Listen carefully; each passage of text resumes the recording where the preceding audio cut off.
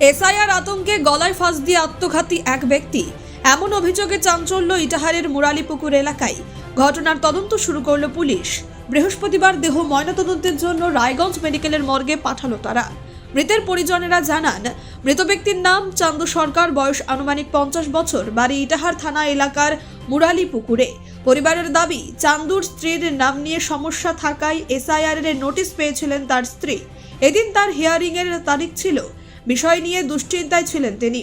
এদিন সকালে বাড়ির পাশে একটি পুকুর পাড়ে গলায় ফাঁস দিয়ে আত্মঘাতী হন ওই ব্যক্তি। পরিজনদের দাবি, স্ত্রীর শুনানি নিয়ে দুশ্চিন্তায় আত্মঘাতী হন ওই ব্যক্তি।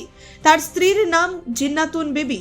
বাপের বাড়ি দক্ষিণ দিনাজপুর জেলার হরিরামপুর থানা এলাকার মনোহারা গ্রামে। সূত্রে খবর, স্কুল সার্টিফিকেটের তার ভিন্ন নাম ছিল। এদিন এই বিষয়ে মৃতের কাকা শাহজাহান আলী বলেন, দাদা আপনার নাম?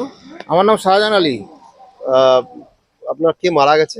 আমার ভাস্তা মারা গেছে। কি নাম? চান্দু সরকার।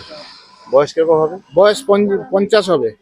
আচ্ছা, কি কারণে কিভাবে মারা ওই গেছে? এসআইআর ওর বইয়ের ভুলভাল এসেছিল, নোটিশ এসেছিল, ওই আতঙ্কে গলায় ফাঁস দিয়ে। কবে দিল? আজকে সকালবেলা, আজকেই ইটারে হিয়ারিং ছিল, আচ্ছা, আজকেই গলায় ফাঁস দিয়েছে। মানে বইয়ের নাম ভুলার সাথে? হ্যাঁ। এটা নিয়ে কি কারোর সঙ্গে কোনো আলোচনা করেছিল, কিছু বলেছিল? এমনি তো সবাই সান্ত্বনা দিচ্ছিল যে ওকে ভয়ের কোনো কারণ নেই, তবুও কি বুঝলো না বুঝলো গলায় ফাঁস দিয়ে দিয়েছে।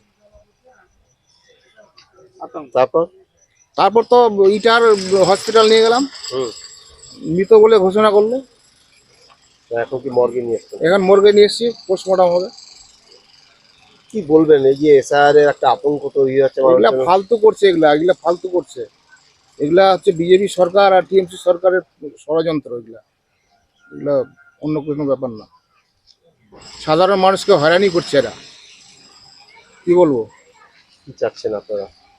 আমি চাচ্ছি যে এগুলা ফালতু না করে এটা সুরাহা করুক, সুষ্ঠু সুরাহা করুক। ইটাহার থেকে বিথিকা পালের রিপোর্ট, কুলিক নিউজ।